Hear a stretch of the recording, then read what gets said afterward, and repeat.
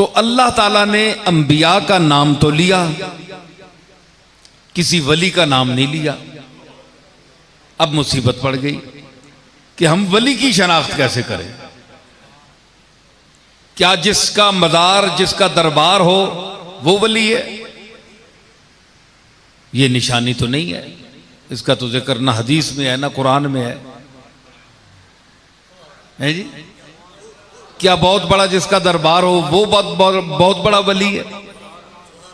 जिसका दरबार ना हो, आम सी कब्र हो, वो वली नहीं है?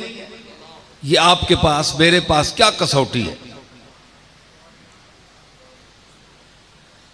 ये बड़ा अजीब सवाल है और इसका शायद बहुत कम लोग जवाब दे सकें, क्योंकि इंसान का जो नजरिया होता है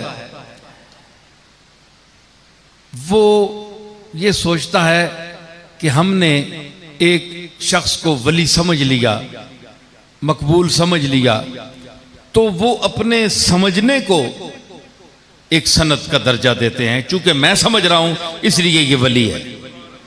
भाई, वली को वली समझने के लिए भी एक मेयार चाहिए। आलिम को परखने के लिए आलिम का होना जरूरी है। कारी साहब के परखने के लिए कारी का होना जरूरी है। और उस्ताद कारी, आम कारी नहीं, उस्ताद किस्म का कारी होगा तो वो बहुत से कुर्रा में से सिलेक्ट करेगा, नंबर देगा कि ये इस दर्जे का है, ये इस दर्जे का है, ये इस दर्जे का है। उलमा में से जय्यद आलिम होगा और मुदर्रिसीन में से भी जो मलिकुल मुदर्रिसीन हो, सरदार किस्म का मुदर्रिस हो, वो बता सकता है कि फलां मौली साहब मैब्जी किस तरह पढ़ा सकते हैं, कुदूरी किस तरह पढ़ा सकते हैं, काजी और अहमदुल्ला किस तरह पढ़ा सकते हैं, बैजावी किस तरह पढ़ा सकते हैं, तफसीर किस तरह पढ़ा सकते हैं, हदीस किस तरह पढ़ा सकते हैं, इन कितने पानी में हैं। ये चोटी का जो आलिम होगा वो उलमा में फर्क करेगा, दर्जात बंदी, दर्जा बंदी करेगा।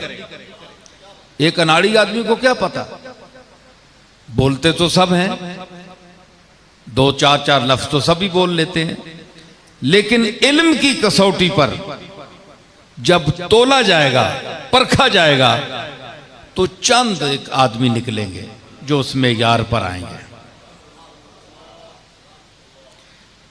तो जो लोग अपनी तरफ से विलायत को साबित करते हैं कि फलां साहब बड़े वली हैं, उनका बड़ा मर्तबा ऊंचा है, तो फिर मतलब ये निकला कि वो उन वली जो हैं उनसे भी उनका ऊंचा मर्तबा है जो उनको परख रहे हैं।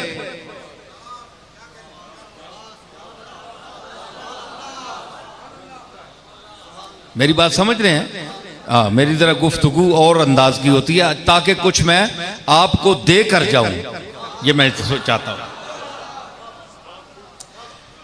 तो जो लोग ये समझते हैं जनाब के फलां साहब बहुत बड़े वली हैं, अल्लाह अकबर, क्या कहने, भाई आपको कैसे पता चला? अल्लाह ने तो कोई निशानी नहीं दी, नाम नहीं लिया किसी का, आपकी मर्जी है जिसे वली बनाते फिरे। और आपने अपने तरीकों से किसी को कोई मकाम दिया हुआ है, किसी को कोई मकाम दिया हुआ है, लेकिन अल्लाह ने जिनको मकाम दिया है वो कौन सा तबका है? जो अल्लाह का वली है, जो अल्लाह के वली हैं, ये तो आपने बनाया है ना। जिस तरह आजकल बेजा अलकाबा जगह इस्तेमाल हो किए जाते हैं स्टेजों पर, ये मेरे लिए भी है, मौलाना रियाजुद्दीन साहब ने अल्लामा का लफ्ज़ इस्तेमाल किया। मैं तो अल्लामा नहीं हूँ, बहरहाल इनकी मोहब्बत है, अच्छे, चूँकि इनकी खुद अच्छा ज़हन है तो इसीलिए मुझे कह गए हैं, लेकिन मैं अपने आप को इस काबिल नहीं समझता। तो इससे बड़े बड़े लफ्ज़ स्टेज पर बोले जाते हैं मशाइख के लिए, उलमा के लिए, तो जो लोग बोलते हैं उनको शायद ये पता होगा कि ये किस मर्तबे के हैं। क्या उन्होंने कभी उनको परखा है? या बेदरेग अल्फाज अलकाब इस्तेमाल कर दिए जाते हैं? क्या वो उनके उस्ताद हैं या उनसे बड़े हैं, या उनको कभी परखा है उन्होंने कि उनके लिए ये लफ्ज इस्तेमाल कर रहे हैं? नहीं, इत्तेफाकन मुलाकात होती है स्टेज पे, लेकिन बेदरेग तौर पर बोल देते हैं। और वो लोग भी खुश होते हैं कि मुझे ये कहा जा रहा है। मुझे बुलंद अलकाब से भी पीर हजरात भी खुश होते हैं, उलमा भी खुश होते हैं। तो मकसद ये है कि ये अवामी ज़हन है। अवाम ने अपनी तरफ से कई खुश करने के लिए, खुशामद के लिए कह देते हैं, कई इसलिए कह देते हैं कि कल ये हमारे लिए भी ये जवाबन ये लफ्ज इस्तेमाल करेंगे। लेकिन फिर असल लोग कहां गए? असल उलमा कहां गए? असल मशाइख कहां गए? असल वली कहां गए? उनकी निशानी क्या है?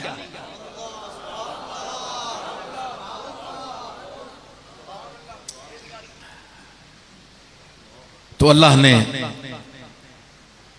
अगर वो नाम ले, एक शख्स कहने लगा कि नाम अगर ले लेता जिस तरह नबियों के लिए हैं तो फिर बेहतर होता, ताकि पता चल जाता तबके का। मैंने कहा मखलूक है अज़ल से अबद तक, हुजूर के बाद बड़ा लंबा पीरियड है क़यामत का, जितना भी है। तो अंबिया अगर 1,24,000 कमो बेश है तादाद, तो ये तो करोड़ों में है औलिया अल्लाह। तो अल्लाह ने हिदायत के लिए किताब भेजी है ताकि हम लोग हिदायत हासिल करें। फहरिस्त नहीं बनाई। नबियों, चंद नबियों का, जो चंद नबियों का जिक्र किया, तो औलिया का तो बड़ा नीचे दर्जा है। तो इसलिए ये मुतलक लफ्ज फरमाया कि अला इन्ना औलिया अल्लाह ला खौफुन अलैहिम वला हुम यहज़नून। एक तो इनकी निशानी ये है कि उनमें खौफ नहीं होगा, ये पहली निशानी आ गई। फिर उनमें हुज़न नहीं होगा, ये खुद कुरान बयान कर रहा है। अपने वलियों की निशानी अलामतों से पहचानना चाहिए। क्या साबित हुआ कि नबूवत को अगर पहचानना है तो ईमान बिल्लाह और गैब पर ईमान लाकर मानो। खुलासा निकला ना कि अगर अंबिया को मानना है, उनकी सिफात और जात को तस्लीम करना है, तो फिर ये ना तलाश करो कि इनकी तालीम कितनी थी, ये किस दौर में थे, हैं जी, ये किसके बेटे थे। इन तफसीलात में ना जाओ, बस ये कह दो हम ईमान ले आए, नबियों पर ईमान। ऐ अल्लाह, जो तूने नबी भेजे हैं हम उन पर ईमान ले आए।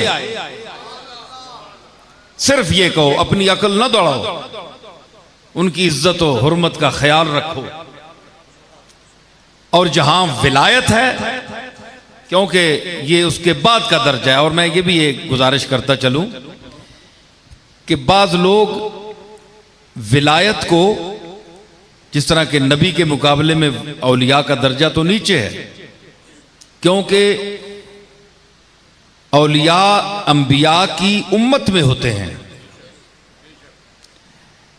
किसी वली का कोई नबी उम्मती नहीं होता। लेकिन ये अजीब बात है, जरा मैं अपने सामीन को, माशाअल्लाह बड़े ज़हीन और समझदार लोग नजर आ रहे हैं, पढ़ा लिखा तबका है।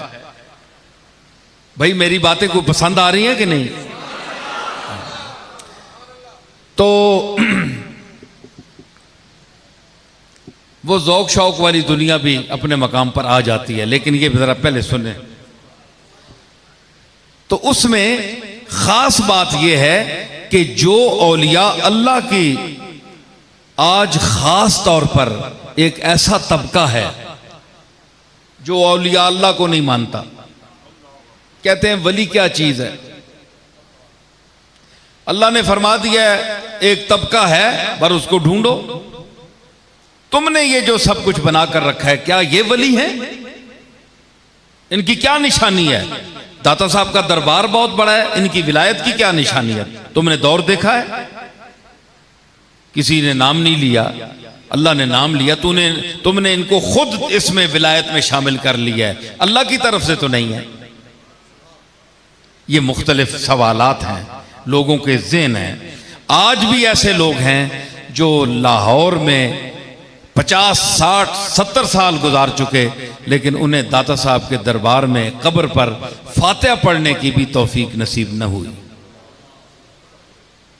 इसी वजह से कि इनके पास जाने से क्या फायदा।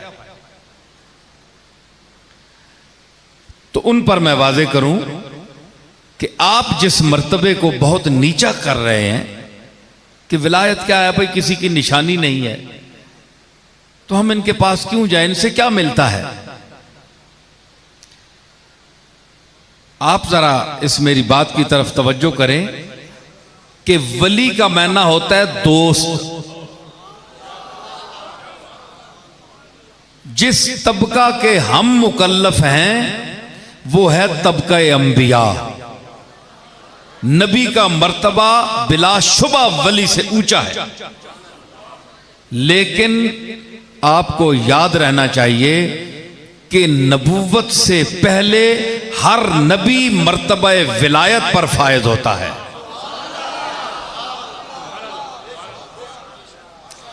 क्यों? वली का माना है दोस्त। तो अल्लाह ताला किसी दुश्मन को नबूवत का दर्जा नहीं देता, बल्कि पहले दोस्त बनाता है, उसके बाद दर्जा नबूवत अता करता है।